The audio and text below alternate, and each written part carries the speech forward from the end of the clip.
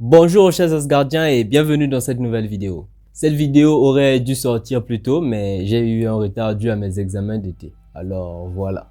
Le troisième épisode de Miss Marvel est sorti, apportant avec lui de nouvelles révélations et de nouvelles connexions entre Shang-Chi et la Légion des 10 Anneaux, les djinns et la dimension Noor.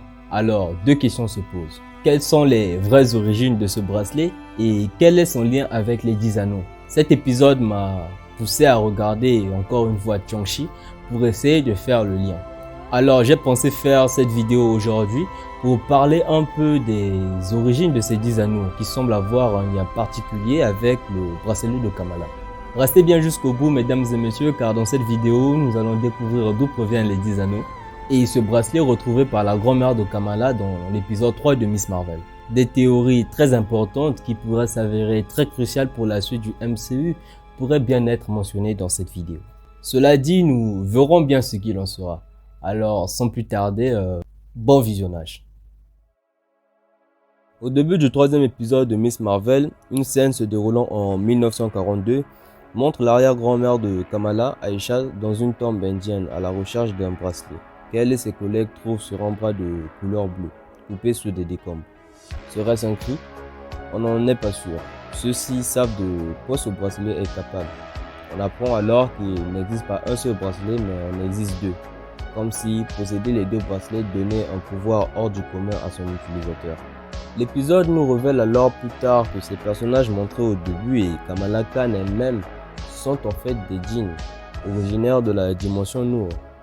Ces derniers souhaitent rentrer chez eux en se servant du bracelet de Kamala et de ses pouvoirs. Des pouvoirs qui semblent similaires aux pouvoirs des 10 anneaux de Shang-Chi, un pouvoir inexpliqué dont on ne connaît pas vraiment l'origine.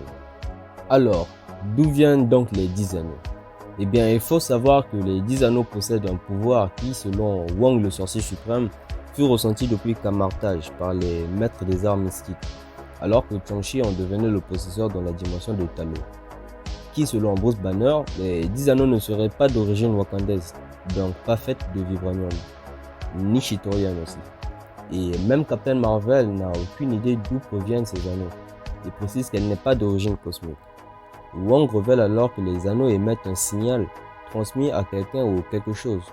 Si l'origine des 10 anneaux n'est pas encore connue par nos protagonistes, cela ne fait donc aucun doute que ces anneaux ne viennent pas de leur époque, mais peut-être d'une époque lointaine, une époque très loin de leur siècle. Comme vous le savez, le prochain grand vilain du MCU n'est autre que Kong le Conquérant. Celui-ci vit dans le futur et a conquis le passé grâce à ses plusieurs voyages temporels. Il est en quelque sorte celui qui dirige la TVA et contrôle tous les événements du flux temporel. Il possède même une collection de plusieurs pierres d'infinité de plusieurs univers différents, montrant à quel point ce dernier est plus dangereux que Thanos. Et certainement le seul être en dehors de America Chavez capable de voyager à travers le multivers.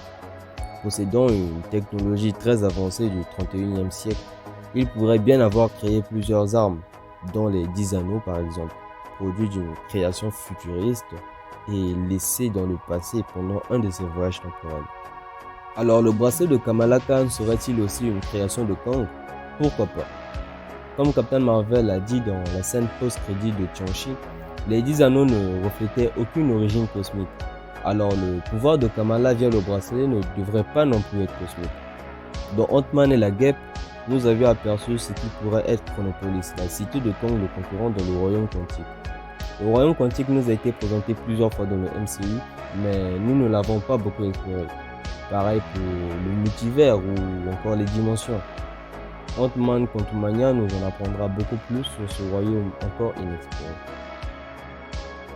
Et si la main bleue au début de l'épisode 3 était celui d'un Kree, nous savons que les Kree eux aussi possèdent une technologie très avancée. Dans les comics, le bracelet de Kamala Khan ressemblerait beaucoup aux Negabonds. Celles-ci ont été créées par les Kree. Et si les Negabonds avaient une même origine que les 10 anneaux, je pense que Danvers l'aurait mentionné. À moins que ceci n'ait rien à voir avec le bracelet de Kamala, sinon je n'y vois aucune autre explication. Je pense que la présence des 10 anneaux dans l'épisode 3 de Miss Marvel n'est pas anodine. Comme le dirait The Canadian Lad, random number might not be that random.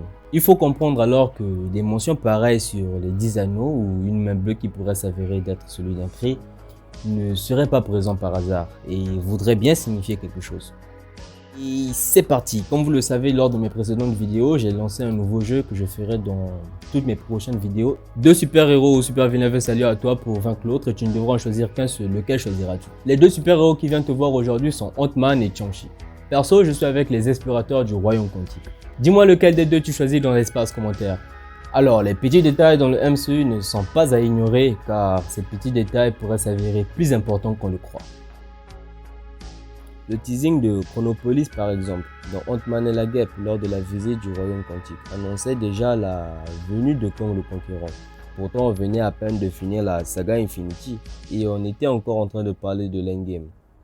L'initiative des Illuminati que Tony Stark avait déjà prévue dans son appareil et qu'on finira bel et bien par retrouver dans le MCU via le film Doctor Strange dans le multivers de la folie, sauf que ceux-ci sont originaires dans notre univers. Le groupe fut composé du Professeur X, Captain Carter, Black Bolt, une variante de Captain Marvel, Monsieur Fantastique et le Baron Mordo, qui prit la place du Doctor Strange de leur univers. Qui sait, peut-être que Tony connaissait déjà l'existence de ce groupe, l'aurait même créé et peut-être même en faisait partie dans l'ombre. Le concept du multivers qui nous a été cité par l'ancien lors de sa rencontre avec Strange, demandant à Strange ce qu'il était dans ce vaste multivers. Who are you in this vast multiverse, Mr. Strange? Ce qui nous a ensuite été introduit dans la série What If, montrant alors toutes les possibilités que pouvait nous offrir le multivers. Tout cela pour vous faire comprendre que le MCU ne fait rien au hasard. Et je pense fortement que les 10 anneaux ont quelque chose à voir avec ce que j'appelle les Mega Bonds de Kamala. Peut-être possède-t-elle une origine quantique, vu que celle-ci n'est pas d'origine cosmique. Ou alors une création de Kang le Conquérant, laissant nos héros dans l'ignorance la plus totale. Voilà, c'est terminé. Je vous remercie d'avoir regardé cette vidéo jusqu'au bout. Ça a été pour moi un grand plaisir que vous m'accompagniez tout au long de cette vidéo. J'espère de tout cœur que vous continuerez à me suivre dans mes nouvelles explorations. Il y a encore beaucoup à dire car de belles choses arrivent. Et comme toujours, qui dit nouvelle annonce dit nouvelle théorie. N'oubliez pas d'activer la cloche de notification pour ne rien rater sur mes prochaines vidéos. Dites-moi dans les commentaires si vous pensez que les 10 anneaux ont un lien avec ce que je pense qui pourrait être les Mega Bonds de Kamala. Ou si les 10 anneaux ont un lien avec Kang ou le Royaume Quantique. Et est-ce qu'une vidéo sur Kang le Conquérant vous intéresse? Partagez avec moi vos théories et vos idées, je me ferai un plaisir de lire et répondre à tout le monde. Partagez avec vous mes idées, écoutez les vôtres et discutez avec vous dans les commentaires, c'est mon objectif sur cette chaîne. N'hésitez surtout pas à laisser le petit pouce bleu sur la vidéo et à partager la chaîne pour la faire connaître.